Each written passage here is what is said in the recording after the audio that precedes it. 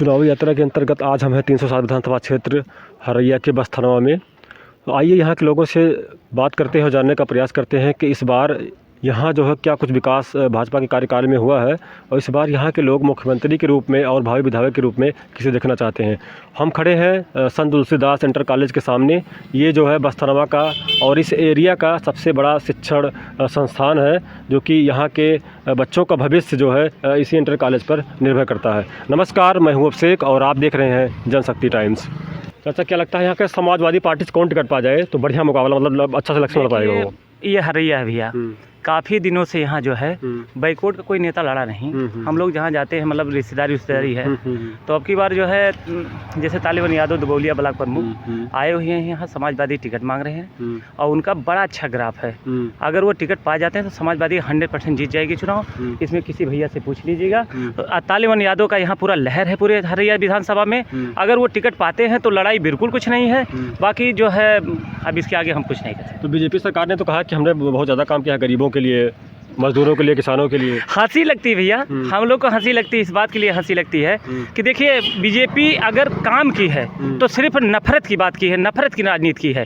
को आज जनता में बताएं आपको, गरीब में भैया आप जाकर के सर्वे कर लीजिए, किसी के घर में जो तड़का लगाते हैं तेल, जो सरसों का तेल होता है, किसी के घर में 100 ग्राम खरीदना पड़ रहा है, 50 ग्राम खरीदना पड़ रहा है। कोई अपने रिश्तेदार को पकौड़ी बनाकर नहीं खिलाने की स्थिति में है। अब बताइए इज्जत कैसे बचेगी? इतना जुमलेबाजी, इतनी महंगाई, गैस इन्होंने बेच दिया। शहर की जो गैस आई थी, हम लोग जानते हैं जब शहर में पाइपलाइन की गैस की व्यवस्था हुई, वहाँ से सिलेंडर जो है भैया ना, सिलेंडर जब खाली हुआ तो वो सिलेंडर ला करके बिजनेस के तौर पे वो उत्तर प्रदेश में बेच दिए। आज सिलेंडर को जब महंगाई की बात प्रधानमंत्री कर रहे थे, आज सिलेंडर जाके आप गांव में पूछ लीजिए, सर्वे करिए महिलाओं से, आंसू पोंछने की बात कह रहे थे। आज सिलेंडर में गैस भराने की स्थिति नहीं है भैया। बताइए भैया, कह रहे हैं कि जो है गैस सिलेंडर भराने की हिम्मत नहीं है महिलाओं की, गरीब महिलाओं की, कैसे भरवाएंगे वो? गैस सिलेंडर की बात भैया कर रहे हैं। गैस सिलेंडर का ज़माना हम लोगों ने देखा है कि हम लोग गैस सिलेंडर यहाँ जब ख़त्म होता था तो मोटरसाइकिल में बांधते थे और यहाँ से फैजाबाद एजेंसी पे जाते थे। वहाँ लाइन लगाते थे सुबह 4 बजे, पूरा 4 बजे से लेकर 10 बजे तक लाइन लगती थी। उसके बाद ये होता था कि गैस ख़त्म हो गया, फिर हम लोग घर चले आते थे। फिर दूसरे दिन से गैस के चक्कर में जाते थे तो किसी को 10-20 रुपया टिकाते थे तो वो गैस हमको देता था। तो ये होता था कि आराम से इसको खर्चा करो, नहीं फिर जल्दी से ख़त्म हो जाएगा। आज की स्थिति ये है कि एजेंसियां खुल गई हैं, आराम से जाते हैं, गैस लेके चले आते हैं। तो अपने आप में ही पता चलता है कि वो विकास दर क्या था, ये विकास दर क्या है। भैया कहने का मतलब है कि सर्विस अगर बढ़ेगी तो महंगाई बढ़ेगी, क्या कहेंगे? भैया हमारी बात आप सुन लीजिए। गैस की बात भैया ने बताया, हम आपको बताएं, मैं गाड़ी जो है CNG की लेना चाहता हूँ। आज जितने पेट्रोल पंप डीजल के हैं, डीजल में सबसे ज़्यादा प्रदूषण बताते हैं, चाहे वो दिल्ली रहा हो, चाहे आपके बगल में दिल्ली NCR रहा हो, चाहे मुंबई शहर रहा हो।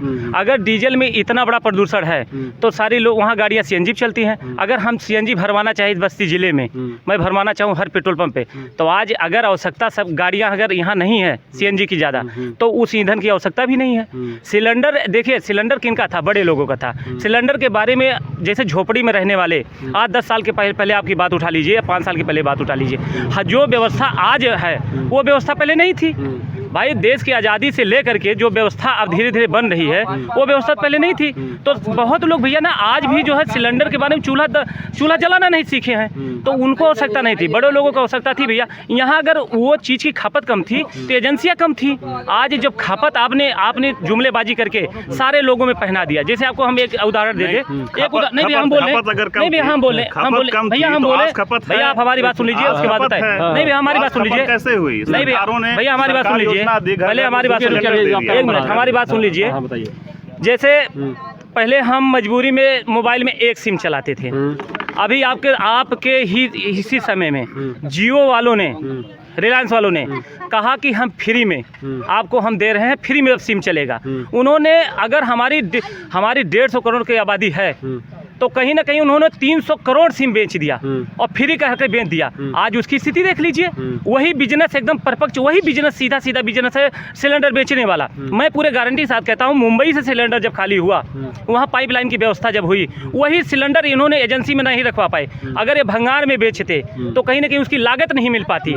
और अगर ये कहीं रख जाते तो वो कहीं ना उसका भाड़ा नहीं दे पाते, वो लाके सीधा उत्तर प्रदेश में बेच नहीं लिए। मतलब भैया कह रहे हैं कि बीजेपी जो बिजनेसमैन की तरह काम कर रहे हैं, क्या कहेंगे आप? इससे चला अच्छा बिजनेस और क्या हो सकता है कि आप बिजनेस कर रहे हैं लेकिन ऐसे परिवारों को घरेलू गैस कनेक्शन मिल जा रहा है या सिलेंडर मिल जा रहा है, फ्री में मिल जा रहा है उसका, आपका बिजनेस चलता रहे और किसी गरीब परिवार में उसको सिलेंडर मिल जाए, तो इससे अच्छी व्यवस्था तो हमको लगता है और कोई नहीं हो सकती कि आप बिजनेस भी कर गए और किसी गरीब परिवार को आप सिलेंडर भी दे गए।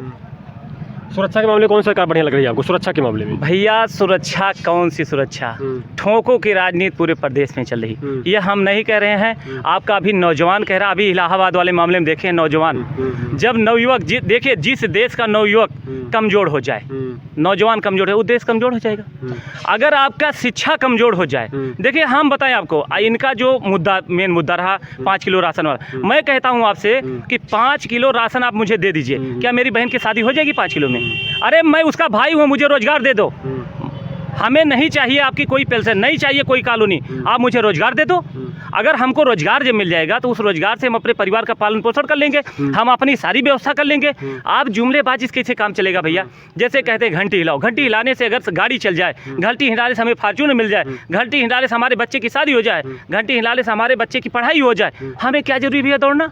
क्या जरूरी है उधर जाना? तो ये बताइए कि रोजगार के मामले में कौन सरकार बढ़िया, समाजवादी थी कि बीजेपी? रोजगार के मामले में इससे बेहतर समाजवादी थी। इसको हम नहीं कह रहे, आम जनमानस इस बात को कह रहा। कम से कम समाजवादी रोजगार भी देती थी। अगर रोजगार नहीं दे पाती थी तो सारे लोग अपने हक की बात कह सकते थे जाकर के, लाठियां नहीं चलती थी। जिस तरीके से आज लाठियां भाजी जा रही हैं, इस तरीके से नौजवानों पे लाठियां कभी समाजवादी में नहीं भाजी गई। ये पूरे गारंटी के साथ में कह रहा हूँ। मैं कोई नेता नहीं हूँ, मैं कोई लीडर नहीं हूँ, मुझे कोई जानकारी भी नहीं है इस बात की, लेकिन जो देख रहा हूँ, जैसे हमारे खेत में गन्ने की बुवाई हुई है तो मैं गन्ना बोलूँगा। अगर हमारे खेत में इस समय जो है गेहूं की बुवाई है तो मैं धान नहीं कह सकता हूँ। मैं क्योंकि किसान आदमी हूँ, किसान में जो हमारे यहाँ पैदा होता है बस उतनी ही जानकारी हमको है। समाजवादी सरकार में एक वैकेंसी आई थी पुलिस की, उसमें 3 जिला से उठाकर मैनपुरी, इटावा और सफाई से उठा करके लगभग 35,000 पद भर दिए थे। पूरे प्रदेश में केवल जो है 4 या 5,000 लगभग ऐसे मान के चलिए कांस्टेबल की भर्ती हुई, तो उसमें बहुत तगड़ा घोटाला हुआ था। अखिलेश यादव सरकार उसमें फंसी, तो क्या कहेंगे इस बारे में? भैया अब हम आपको बताएं, वो तो उसमें आपने दिखा दिया। वो उसमें देखिए, हम बीजेपी वालों का क्या कहना था, पहले इन लोग सीधा सीधा जात पे आ जाते हैं। अगर जहाँ यादव टाइटल लग जाए तो आप समझिए वहाँ खतरा है। यादव का नाम ही पता नहीं क्या खतरा है भैया कि यादव भर दिए। मैं कहता हूँ कि भी जो आपके तमाम ऐसे जो पीसीएस वाले में आए, कितनी यादव आए पढ़ लिख कर आए, अरे मैं कहता हूँ कि ऐसा ब्लेम लगाना बिल्कुल गलत है।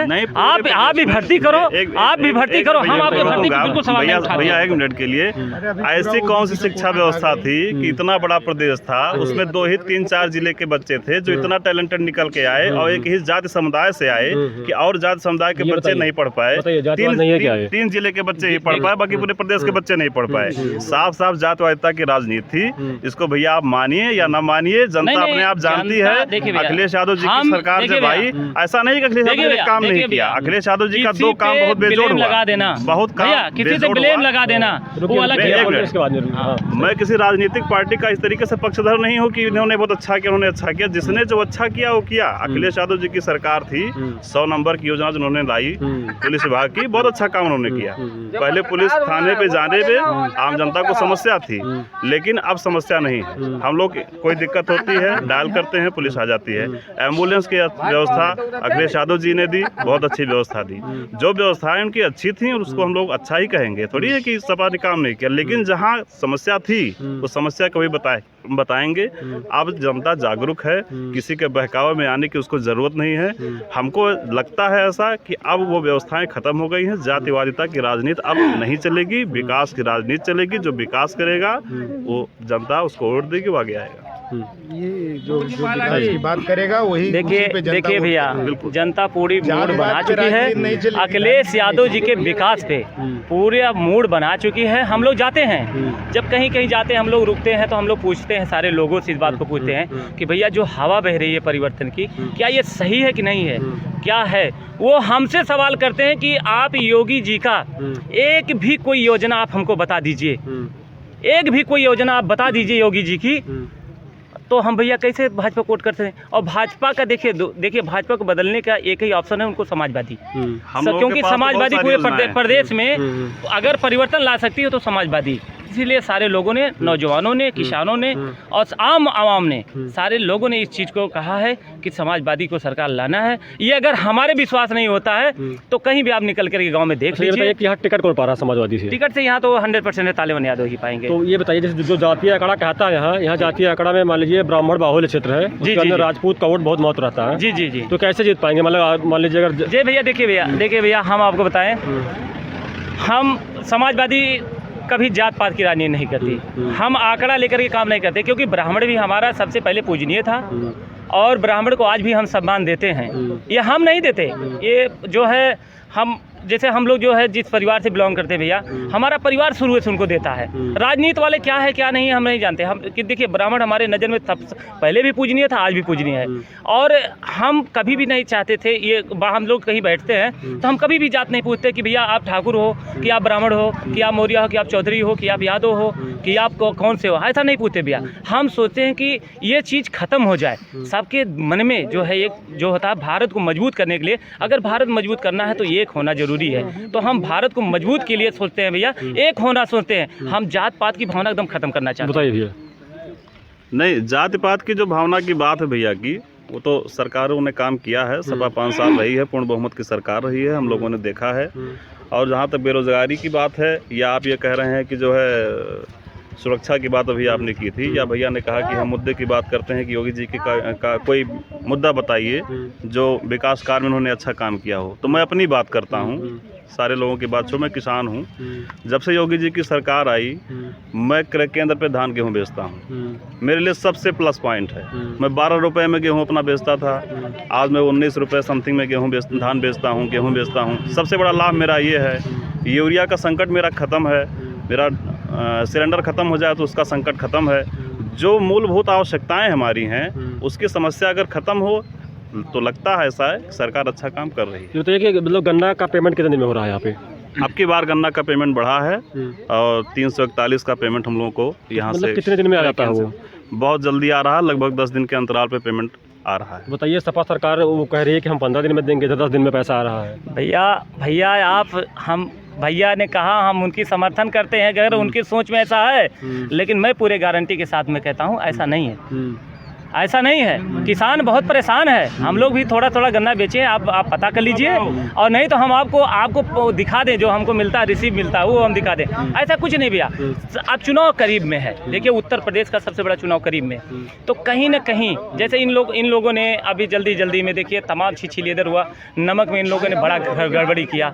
चना और नमक दे देने से, 5 किलो अनाज दे देने से अगर देश का विकास हो जाए तो मुझे हंसी लगती है इस बात के लिए भैया। तो 2000 रुपये दे रहे हैं ना साथ में? अरे भैया 2000, आप हमारा लुंगी खोलो और हमारे सिर पे बांध दो और उसके बाद हमारा जयकारा लगा दो।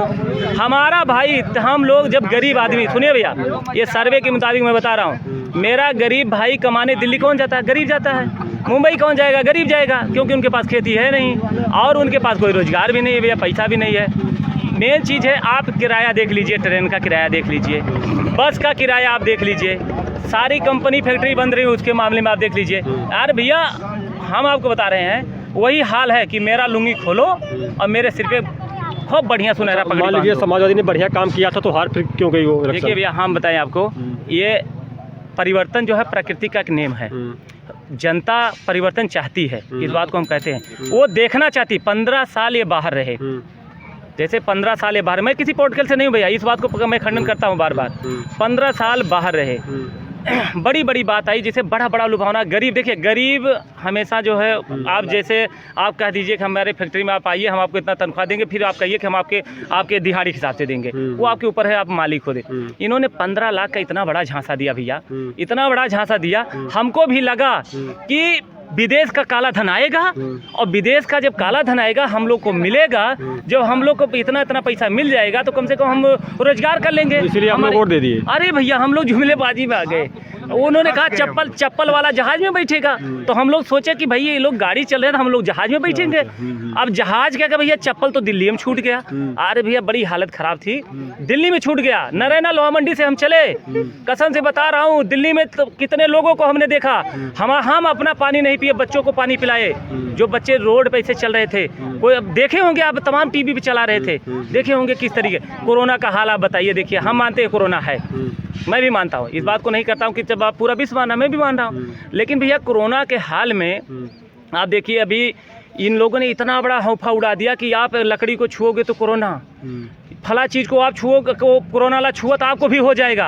इतना हवा बना दिए भैया, इतना हवा बना दिए, रास्ते में कोई पानी पिलाने के लिए राजी नहीं था। मैं बताता हूँ, कोरोना काल की बात थी जब सरकार ने टीका की व्यवस्था की कि आप लोग टीका लगवाइए, तो माननीय अखिलेश जी का बयान था, टीवी पे था, उन्होंने साफ साफ कहा कि बीजेपी वालों का टीका है, इस पे मैं भरोसा नहीं करता हूँ। उन्होंने साफ साफ कहा था ये बीजेपी वालों का टीका है, मैं इस पे भरोसा नहीं करता हूँ। आज उनका पूरा परिवार वही टीका लगवा के और सेफ और सुरक्षित मानता है। कहीं ना कहीं गुमराह करने की व्यवस्था थी, और जो अफवाहें उड़ी, जब बड़े नेता हमारे जो जिम्मेदार नेता हैं, जिम्मेदार वर्ग के लोग हैं, जब वो अफवाहें उड़ाना शुरू करते हैं तब आम जनमानस में ये अफवाहें उड़ती हैं। ये किसी सरकार हमेशा गाइडलाइन दी।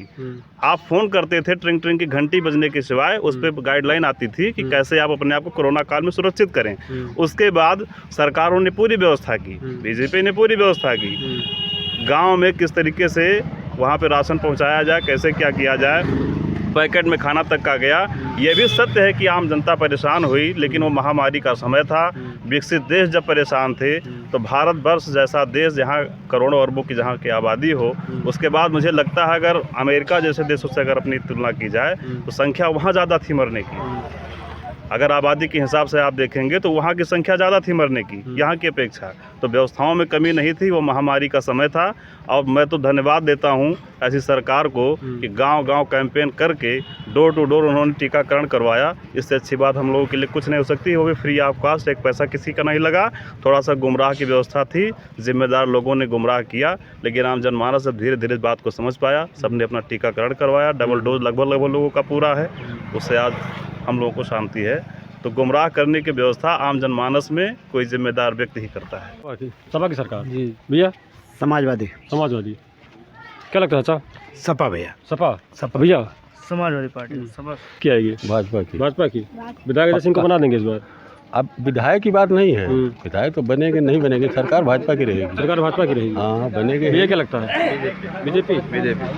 अच्छा चाचा बताइए, आप कह रहे हैं भारतीय जनता पार्टी की सरकार आनी चाहिए, तो बताइए बीजेपी से आपको क्या क्या लाभ मिल रहा है? बहुत लाभ मिला है। जैसे 40-50 किलो गल्ला मिलता है महीने में खाने के लिए, और फिर भी कॉलोनी मिल गया है, शौचालय मिल गया है। क्या चीज़ का कमी है हमको सरकार से? तो ये बताइए कि पहले जब समाजवादी सरकार थी इसके पहले नहीं मिला था, तब राशन मिलता था कि नहीं? खाली तेल मिलता था, तेल मिलता था। हाँ खाली तेल मिलता। तो राशन क्यों नहीं मिलता था पहले?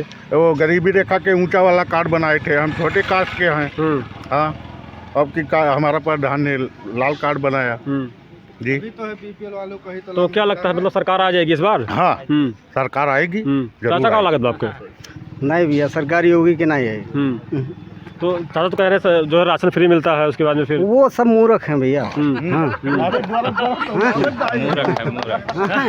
ये गल्ला पे वोट दिए, इतना सस्ता वोट कह दिए हैं कि गल्ला पे वोट दिए है, विकास बनाए दिए है। तो आखिर उनको भाई तो इससे पहले समाजवादी सरकार थी, बहुजन समाज पार्टी की सरकार थी। तो क्या नहीं किया भैया? तो क्या नहीं किया? एम्बुलेंस दिया है, उसके बाद में 100 नंबर दिया है। चाचा पहले अपना नाम बताइए, क्या नाम है आपका? शिव कुमार है।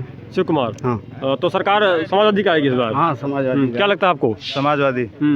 चाचा भैया समाजवादी। तो समाजवादी भैया समाजवादी ज़्यादा दिख रहे हैं आप। अरे ठीक है, ये समाजवादी है। नहीं दिल से नहीं है, ये लोकतांत्रिक व्यवस्थाएं हैं। आप समझ नहीं पाए। अपना पूरा वीडियो अगर आप जारी करेंगे तो देखिए पीछे गाड़ी खड़ी है कि भैया अभी गाड़ी से आए हैं, ठीक है, एक गाड़ी से आए हैं और ये भैया रुके हैं, इनके जनसमुदाय के लोग हैं, और ये लोकतांत्रिक व्यवस्थाएं हैं। मैं किसी पार्टी को सपोर्ट करता हूँ, भैया अखिलेश यादव जी को सपोर्ट करता हूँ, बीजेपी को करता हूँ। मुझे तथ्य की जरूरत थी, हमने कहा भैया को देख ले। 10 मार्च को अच्छा, पता हमने चलेगा। आके देखा कि ये हो क्या रहा। भैया देखिए, हमारे से नहीं, हम जहाँ रहेंगे वहाँ बताएंगे। 10 मार्च को पता चलेगा कि किसकी व्यवस्था कितनी अच्छी थी। थोड़ी आया है गाड़ी से भैया, ऐसा नहीं ये तो थोड़ी तिलक वाले हैं, ये भैया तिलक वाले नहीं है, ये भैया तिलक वाले नहीं है। एक तरफा राजनीति नहीं होती है, लोकतांत्रिक व्यवस्थाएं हैं। 3-4 पार्टियां 6 पार्टियां जो लड़ रही हैं, वोट सबको मिलेगा। ऐसा थोड़ी है कि यहाँ बीजेपी का वोट है, सपा का ही वोट है, बसपा का ही वोट, सबका वोट है। और हमारे हरैया विधानसभा की अगर आप बात करें तो यहाँ यहाँ सपा बसपा बीजेपी तीनों बहुत टक्कर की पार्टियां जो है चुनाव लड़ेंगी। कौन जीतेगा कौन हारेगा ये तो अपना समय बताएगा, लेकिन अभी कोई क्लियर नहीं है। त्रिकोणात्मक लड़ाई यहाँ पे है। यहाँ भाजपा भी लड़ेगी, सपा भी लड़ेगी, बसपा भी लड़ेगी, क्योंकि राजकिशोर सिंह बसपा से लड़ रहे हैं। बड़े नेता में उनकी गिनती, अच्छे नेताओं में गिनती है। बीजेपी मौके पे सत्ता में थी और वोट बैंक उसका जो है वो आपको दिखाई पड़ ही रहा है। और सपा भी लड़ रही है। सपा ने अभी कैंडिडेट अपना क्लियर नहीं किया है, वो भी अपना क्लियर करेगी। तालेबन जी हो सकता है वो लड़ें या और लोग हैं जिनको भी पार्टी अपना बनाएगी, प्रतिनिधित्व करेगी। तो ऐसा नहीं है, यहाँ किसी का क्लियर नहीं है कि अभी कौन जीत जाएगा। एक चीज़ और लेकिन ये चीज़ें हैं कि 10 मार्च को क्लियर होगा कि कौन जीतेगा कौन हारेगा। और यहाँ त्रिकोणात्मक लड़ाई है, ये एकदम क्लियर है। यहाँ ना तो ये क्लियर है कि बीजेपी जीतेगी, ना ये क्लियर है सपा जीतेगी, ना बसपा, क्योंकि तीनों पार्टियां बहुत बढ़िया जो है चुनाव लड़ी।